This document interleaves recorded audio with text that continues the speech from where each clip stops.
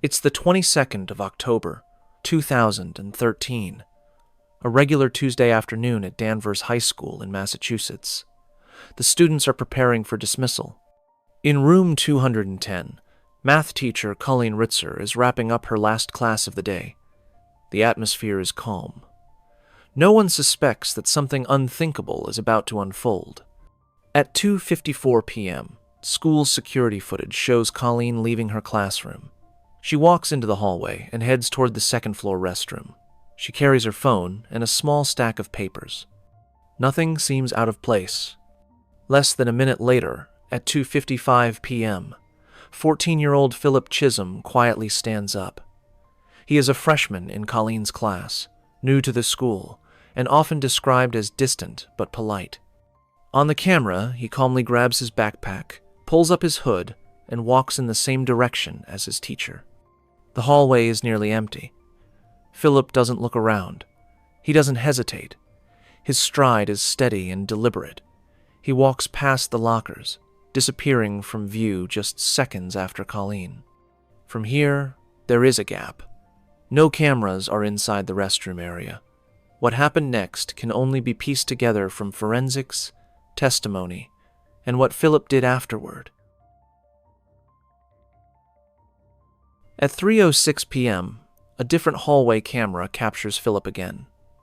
He emerges wearing fresh clothes. He no longer has his backpack.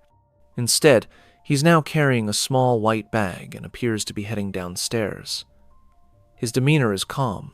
There is no sign of panic. At 3:07 p.m., a cleaning staff member enters the same restroom Colleen had gone into just minutes before. Inside, she finds disturbing evidence. The police are called immediately. Meanwhile, Philip is on the move. Minutes later, Philip is captured again on camera, this time wheeling a large recycling bin through the hallway. His movements are smooth, deliberate. He guides the bin back toward the restroom. What happens next isn't caught on camera, but investigators believe that during this time, Colleen's body is placed into the bin. By 3:22 p.m., Philip is seen wheeling the bin out of the school. He exits through a side door, pushing it calmly into the woods behind the building.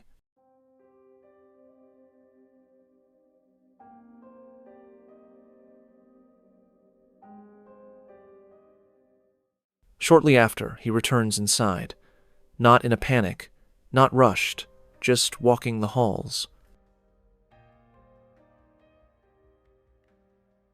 By 4 p.m., he's finally seen leaving the school for the last time. He walks off school grounds. CCTV later shows him at a local Walmart where he buys a snack and a movie ticket. He heads to the nearby theater and watches a film, alone, while law enforcement is already arriving at the school, beginning their search. Colleen's parents report her missing that evening when she doesn't return home. Her car is found still parked at the school. Her phone is missing. So is her wallet. By nightfall, the entire school building is considered a crime scene. At around 12:30 a.m., authorities use canine units to search the surrounding woods behind the school. There, hidden beneath leaves and debris, they make a heartbreaking discovery. The remains of Colleen Ritzer are found. Nearby are her belongings, and items linking the crime directly to her student, Philip Chism. By 6:30 a.m. the next morning, Philip is located walking along Route 1 in a neighboring town. He has Colleen's credit cards in his possession. In the days that follow, the school and community struggle to comprehend what happened. Colleen Ritzer was well loved by her students and colleagues. A passionate educator, just 24 years old, with a kind personality and a genuine love for teaching. Her death stunned the town and the nation. Philip Chism is charged with murder and additional crimes. Due to the severity of the case and the overwhelming video and forensic evidence, he is tried as an adult. His trial reveals disturbing elements about his mindset and behavior before and after the crime. There is no clear motive, no history of violence, nothing that could have predicted what happened that day. In December 2015, he is found guilty and sentenced to life in prison with the possibility of parole after 25 years. The courtroom is filled with family members, educators, and former classmates who came to witness justice for Colleen. The case leaves behind haunting questions. How could someone so young carry out something so devastating? Why did it happen with no warning signs? And how did a place meant for learning become the scene of a tragedy?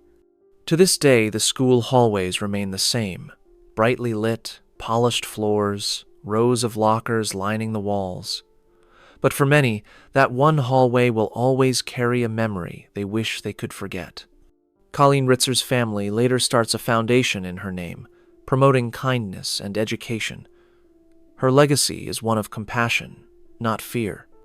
This case reminds us that even in the most routine moments, we can never fully predict what someone else might be thinking.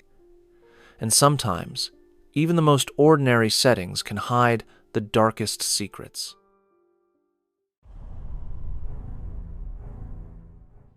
It was an early December afternoon in 2012, and the New York City subway system was buzzing with life. Tourists, workers, and locals moved through the platforms, heading to their next destination. But what unfolded at the 49th Street station that day would stun the nation and raise difficult questions about public safety. At 12:30 p.m., station surveillance cameras captured 58-year-old Ki-suk Han on the southbound platform of the N, Q, and R line. He was a Korean immigrant and father.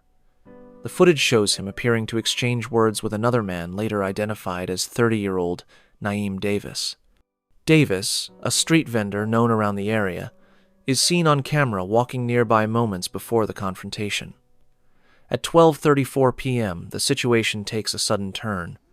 According to witness accounts and footage, a brief altercation occurs. Though no punches are thrown, Han stumbles backward. Then, at 12:35 p.m., the platform camera captures the moment that changes everything. Ki-suk Han falls onto the subway tracks. The incoming train's headlights appear at the far end of the tunnel just seconds later. The scene turns chaotic. Bystanders scream, wave, and try to alert the conductor. Some rush toward the platform edge, but it is already too late. Tragically, Han is struck by the train. The surveillance footage does not show the impact, but it records the stunned silence that follows. Police arrive quickly, and the station is shut down. Investigators begin reviewing the security footage immediately. Within hours, they identify Naeem Davis as the primary person of interest. The next morning, at around 11 a.m., Davis is spotted by a transit officer at another subway station. He is arrested without incident. The CCTV images, along with numerous eyewitness reports, play a key role in confirming his identity. During questioning, Davis admits to pushing Han, claiming he felt threatened. However, prosecutors argue that Davis's actions were deliberate and unprovoked. The case goes to trial, and the court hears testimony from subway riders, police, and transit officials. Throughout the trial, the footage is played again and again, not for shock value, but to understand the sequence of events.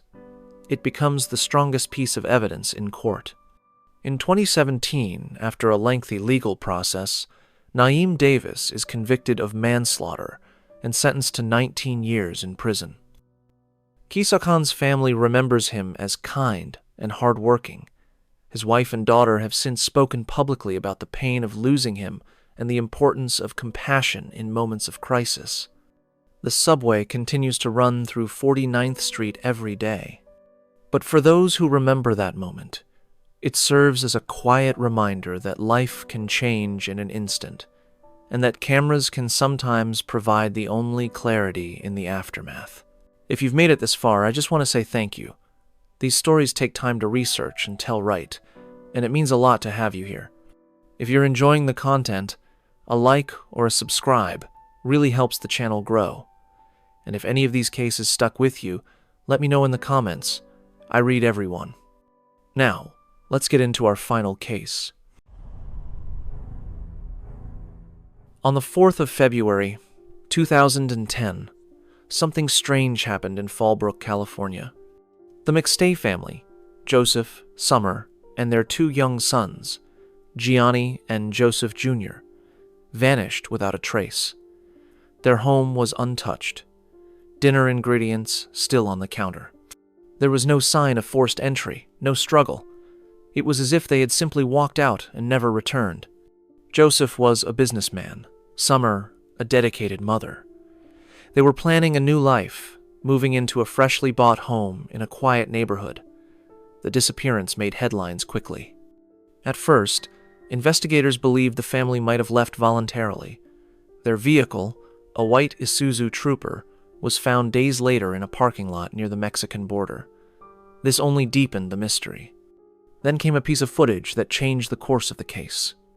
At 7:47 p.m. on the 8th of February, 4 days after the family vanished, CCTV from the San Ysidro border crossing captured what appeared to be a family of 4 walking into Mexico. The group had 2 small children, and one of the adults wore similar clothing to Joseph McStay. For years, this grainy footage became the center of speculation. Had the McStays fled the country? Were they running from danger or chasing a new life? But something didn't add up. Joseph had over $100,000 sitting untouched in his bank account. There were no large cash withdrawals. Summer's passport had expired, and there was no sign the children's passports had ever been used. Their phones had stopped working the day they vanished. Friends and family insisted they would never abandon their lives like that, especially not without telling anyone. As time passed, the case grew cold. Then, in November 2013, over 3 years later, a shocking discovery was made in the Mojave Desert. A motorcyclist stumbled upon human remains in shallow graves. Authorities quickly confirmed what everyone feared. The bodies belonged to the McStay family. They had been murdered and buried miles away from their home. The case was now officially a homicide investigation. Investigators re-examined all the early evidence, and that's when the true story started to unfold. One name began to rise to the surface: Charles Chase, Merritt, Joseph's former business associate. CCTV footage placed Merritt near the McStay home on the day they disappeared. Phone records showed he was in close proximity to their house during the exact window of time they vanished. More damning, his cell signal later pinged near the area where the bodies were found. Financial records revealed that in the days following the disappearance, Merritt wrote thousands of dollars in fraudulent checks from Joseph's business account. On the 5th of November, 2014, Charles Merritt was arrested and charged with 4 counts of murder. During the trial, which began in 2019, prosecutors laid out the timeline, backed by surveillance footage, GPS data, and financial fraud. They argued that Merritt, facing the end of his business relationship with Joseph, killed the family in a desperate act of greed. After months of testimony, the jury found Charles Merritt guilty. He was sentenced to death. The footage of a family crossing into Mexico turned out to be unrelated, just a tragic coincidence that had misled the investigation for years. The McStay case became one of the most haunting family disappearance stories in America. But it also showed how persistence, technology, and careful analysis could eventually bring justice, even after years of silence.